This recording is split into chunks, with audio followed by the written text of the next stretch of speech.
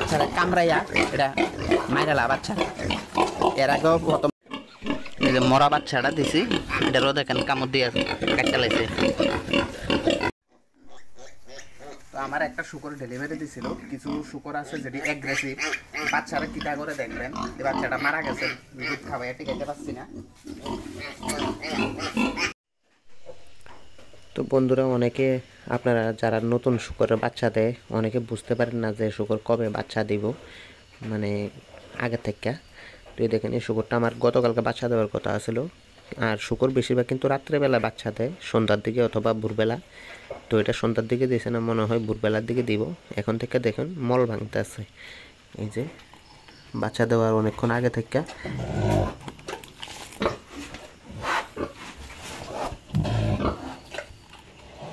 এরকম জল জল জেলি জেলির মতো বাড়িতে থাকে, তো বুঝবেন যে আজকে বাচ্চা দিব। এই যে জেলি জেলির মতো বাড়িতেছে। এখন রাত প্রায় 11টা বাজে, আমি সাইতে আইছিলাম, তো এখনও বাচ্চা দিছে না, তবে আজকে রাত্রে বাচ্চা দিব শিওর। তো এটা হচ্ছে বোঝার উপায়। আর পরবর্তী বাচ্চা দেওয়ার সময় আমি দেখাবো। রাত্র 2টা বাজে 1:45, তো হঠাৎ উঠে আইলাম দেখার লেগে বাচ্চা দিছে কিনা। তো আইয়া দেখে 2টা বাচ্চা দিছে, দিয়া দুধ খাইতেছে।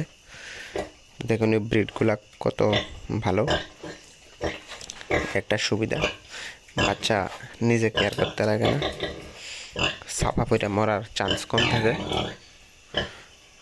আর সন্ধ্যার সময় যে সময় আমি সাইতে আইছিলাম তখনও দেখছি যে আমার আরেকটা শুকর এক লগে থাকে, এটা এই জায়গাটা ঘুমাইনে আসছিল।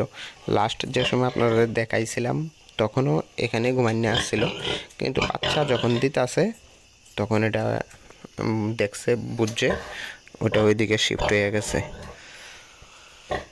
তো 2টাই হয়েছে, এখন দেখছি, তো দেখা যাক কটা বাচ্চা হয়। আর নাবিডি এখনও কাটছি না, নাবিডি কাটটা বিটাডিন এখন লয়ে রাখছি, বিটাডিনগুলো লাগাই দেবো। তো আমার একটা শুকর ডেলিভারি দিছিল, কিছু শুকর আছে যেটি অ্যাগ্রেসিভ, বাচ্চারা কিটা করে দেখবেন এই বাচ্চাটা মারা গেছে, দুধ খাওয়াই টিকাইতে পারছি না।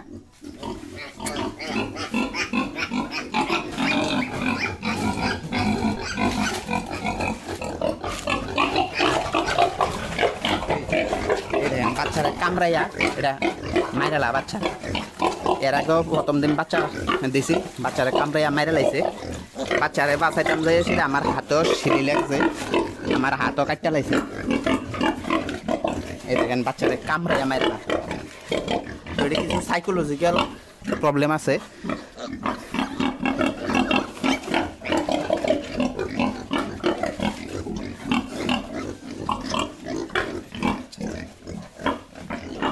তো যার লাগে এটা দুধও খাবাইতে পারি না, নিজে গরুর দুধ আলাদা আলাদা খাবাই খাবাই আর আমার লাগতেছে।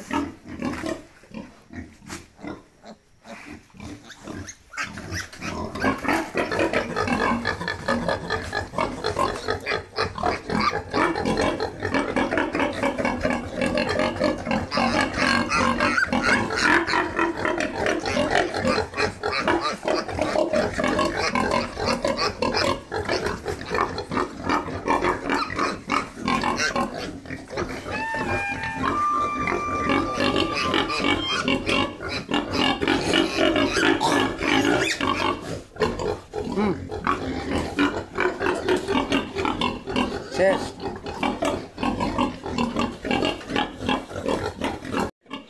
এই যে মরা বাচ্চাটা দিছি এটারও দেখেন কামড় দিয়ে কাটতে লাগছে।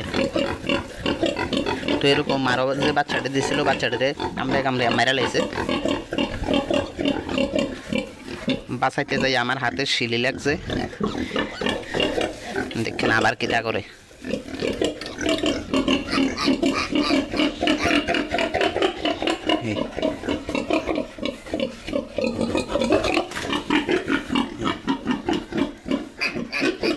এটারে যদি ভিতরে সারি এটারে হয়তো বা মারা লাগবে।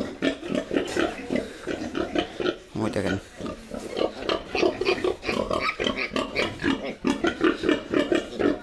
তো এরকম শুকর খুবই অ্যাগ্রেসিভ।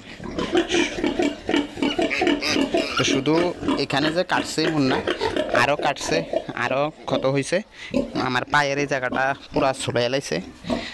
তো এরকম শুকর থাকলে খুবই সাবধান, ঘরে কেউ যাইয়েন না, বাচ্চা বাঁচাইতে যাইয়েন, নিজের প্রাণ ঝুঁকিতে যাইব। এরপরে এখানেও আমার কামড় দিয়েছিল, ভাগ্যবালা আমরা ছোটো থাকতে দাঁতগুলা কাটটা দিয়ে দেখা কিছু হয়েছে না, না হলে আমার পায়ের এই জায়গাটাও গেল হইলে। আর যদি ধৈর্য কামড় দিয়া মুসরা দিত তাহলে তো এটাও হয়তো বা ভাঙ্গা গেল হইলে। তো খুবই রিস্ক এই শুকরগুলা। তো এখন চিন্তা করতেছি এটা কি আরেকবার ট্রাই করে সামু বাচ্চা করাইয়া নাকি সেল করে দিতাম, টেনশানে আছে কি করি। তো দেখা যাক কী করা যায়। না দুধ খাবাইতে পারি না কোনো কিছু, আলগা খাবাইয়া চাইছিলাম অন্য মার কাছে দিয়ে এটারে চাইছিলাম।